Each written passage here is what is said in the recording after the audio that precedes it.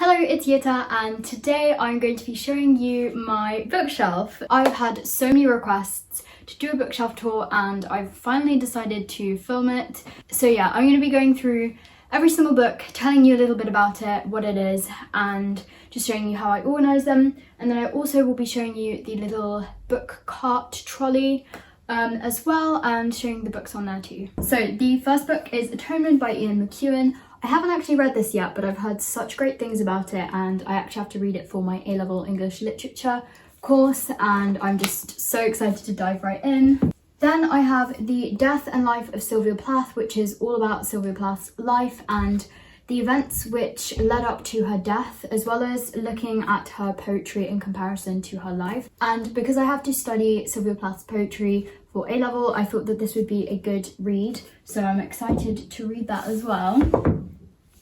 Then I have Beauty Sleep by Catherine Evans. I actually met Catherine Evans and she's just the loveliest person, and I really enjoyed this book. It's kind of a Sleeping Beauty retelling, but in a almost sci-fi futuristic world. Then I've got Sapiens, which is, well, I mean, it says a brief history of humankind, but this does not look brief. I've read about 50 pages of this, and of the 50 pages I read, I really enjoyed it, but it's quite hefty to read, and so I put it aside. I will definitely be coming back to it because I think this is just something that everyone should read. Then I've got The Book of Lies by Terry Terry. Again, I met Terry Terry at my school, which was so cool, and this copy is signed by her. Unfortunately, I didn't like this book as much as her other books, however, it was still okay, and obviously I treasure this copy because it is signed.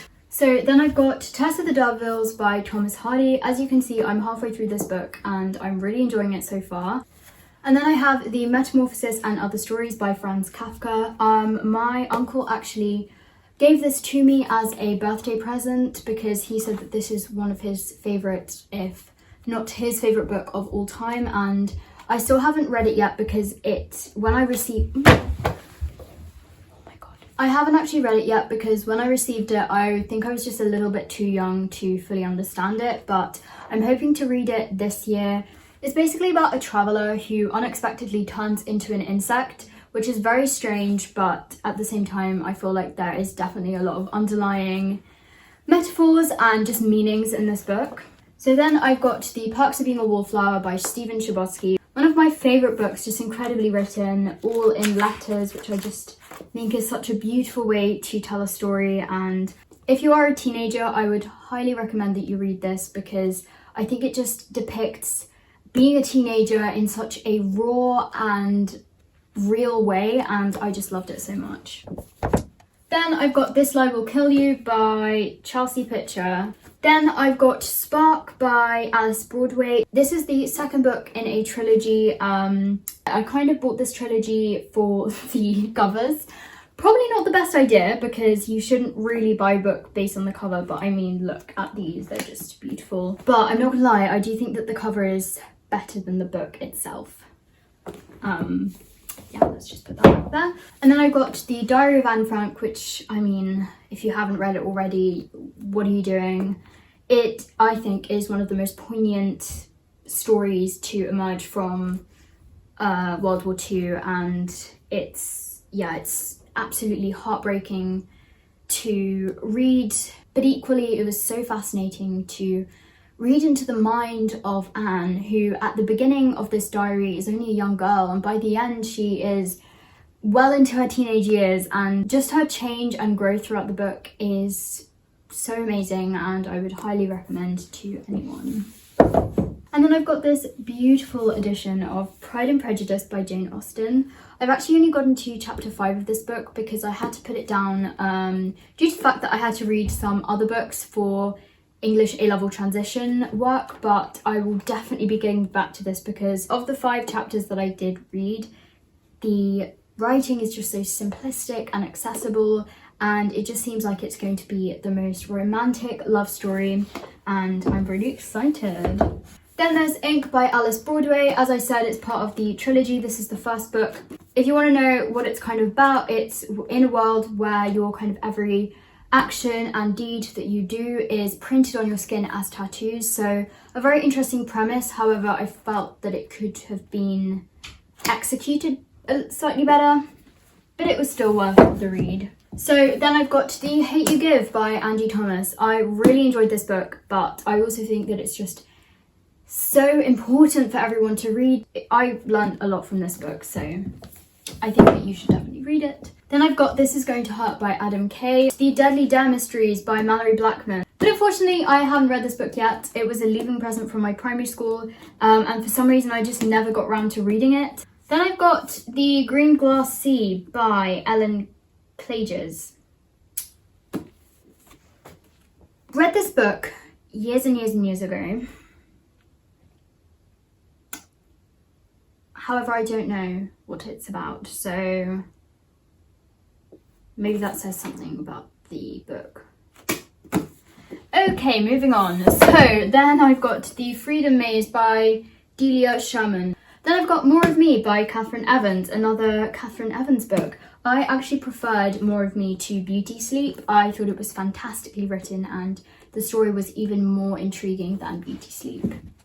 Then I've got George Orwell's 1984, which didn't enjoy as much as Animal Farm. As you can see, I've only read half of it. We'll finish this at some point.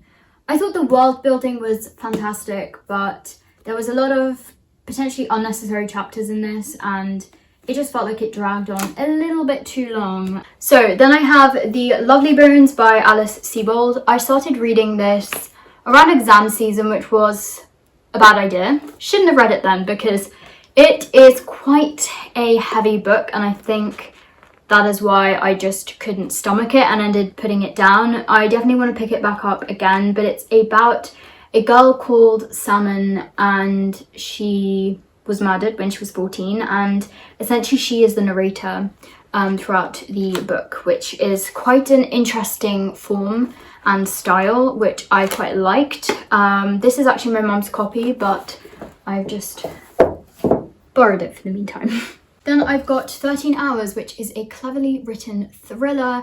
If you like really fast-paced books, this is the book for you. You will just want to know what happens. There are so many secrets that you are trying to figure out, and I actually read this with my mum and she loved it as much as me, so I would highly recommend this book.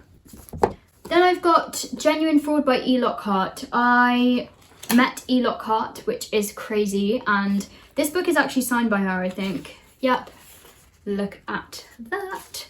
I slightly regret not getting We Were Liars because I feel like that has had such better reviews. However, this again is a kind of thriller mystery, and it says an intense friendship, a disappearance, a murder, or maybe two, a bad romance, or maybe three, a girl who refuses to be the person she once was, a girl who is a genuine fraud.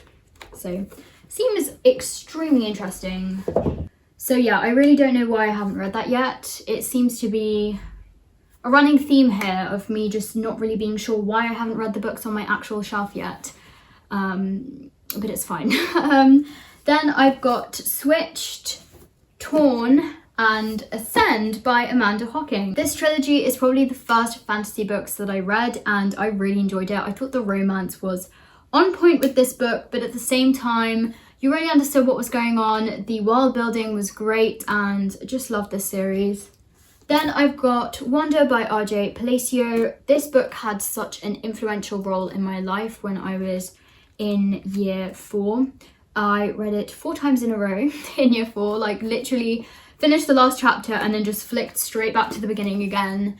Read it 4 times in a row, which is quite excessive, I know. I read it again 2 summers ago and it's just so amazing and incredible. My sister's just read it now.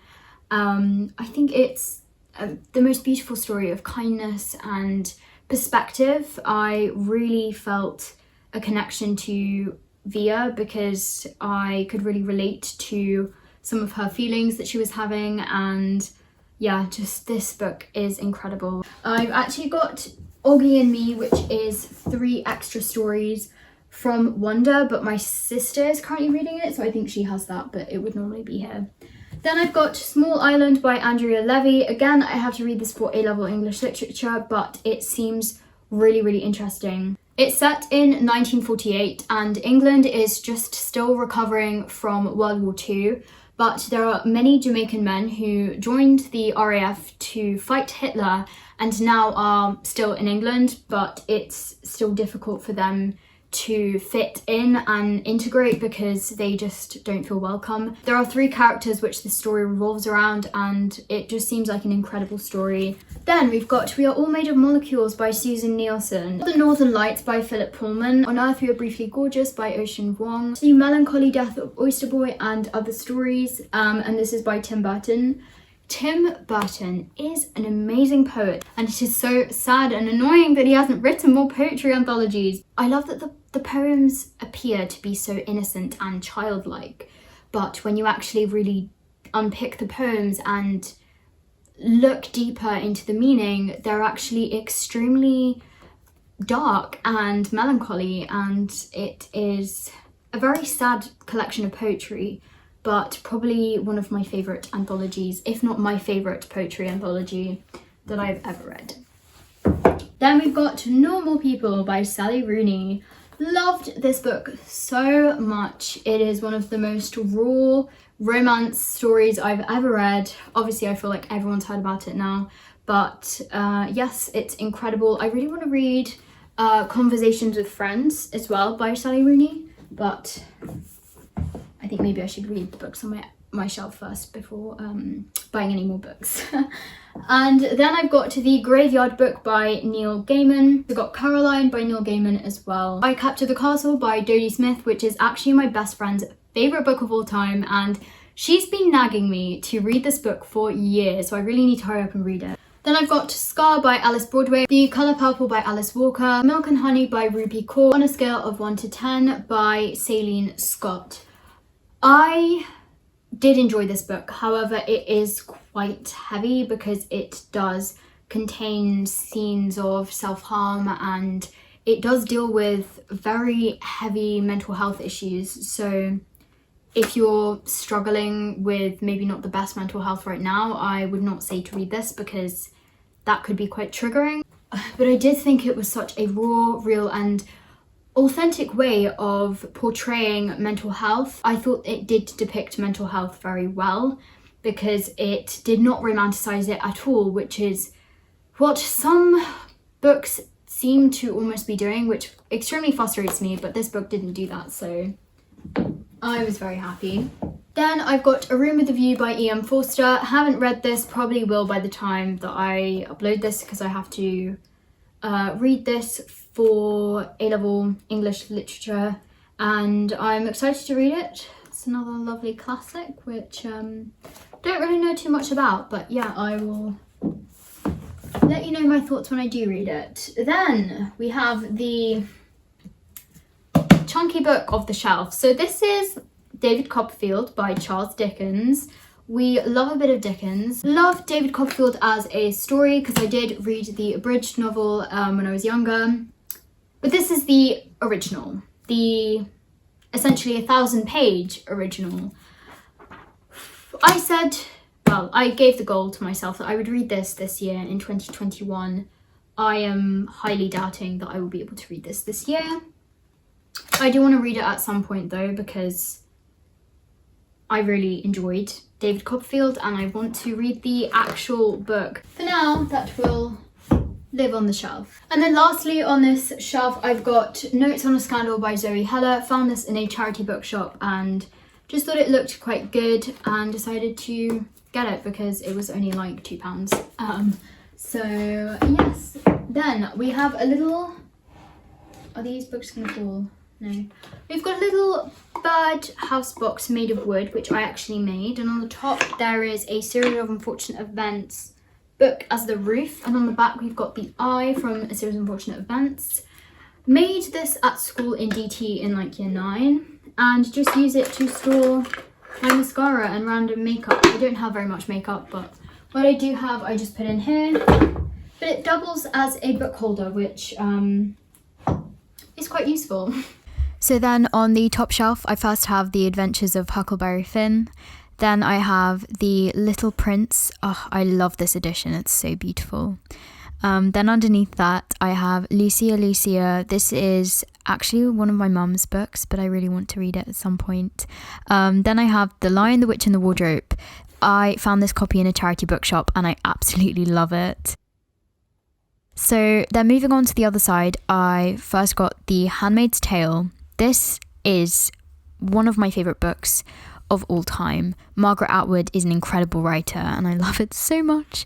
Then I have An Apple a Day, Old-Fashioned Proverbs and Why They Still Work. I also found this in a charity bookshop, but it's a very cool book. Then underneath I've got this book. It's basically like really old mythological stories. It was a present from my best friend.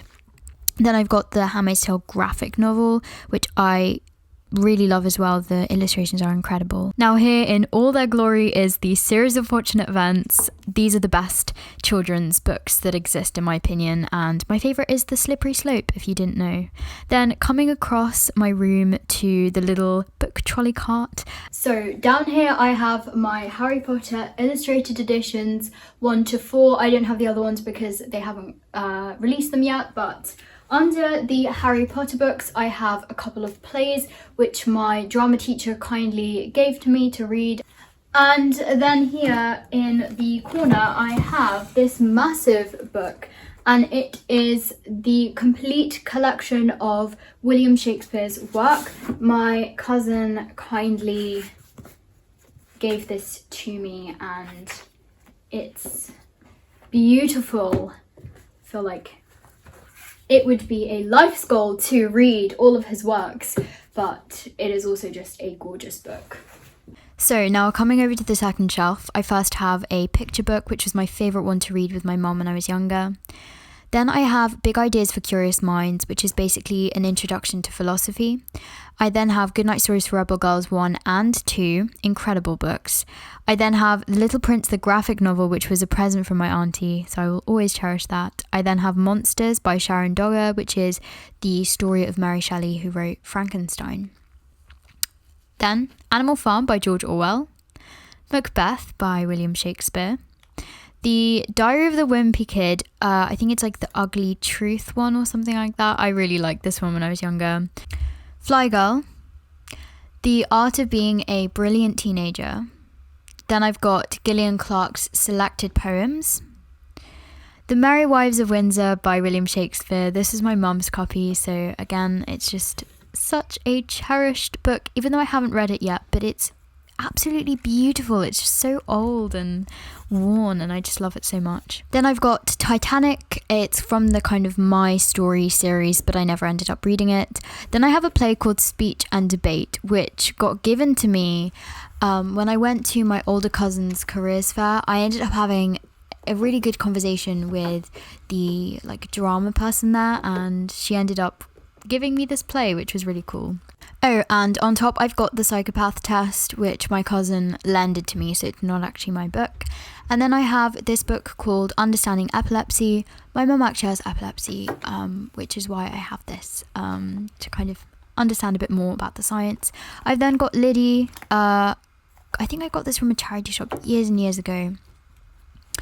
Then I have Heidi, but it's in Albanian, because I speak Albanian and I can't read it very well, but it would be really fun to be able to read this book one day.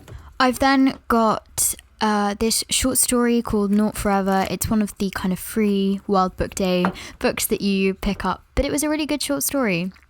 And then I've got The Book of Tea. This is kind of a history of the tea ceremony, and I still haven't got around to reading it yet, but I'm really, really excited to. And coming up to the top shelf, I first have two Anne of Green Gables books here, and then another two over there. These are actually my friends, but she went abroad and so let me borrow her copies while she's away. And then my most prized possessions, the 4 books from the summer seasons editions. Only 10,000 of each of the books are printed, which is so cool, and inside they're just beautiful. I've got The Adventures of Huckleberry Finn, Persuasion, Jane Eyre, and the Wonderland collection, so Alice in Wonderland and Alice Through the Looking Glass. So yes, that is my long-awaited bookshelf tour.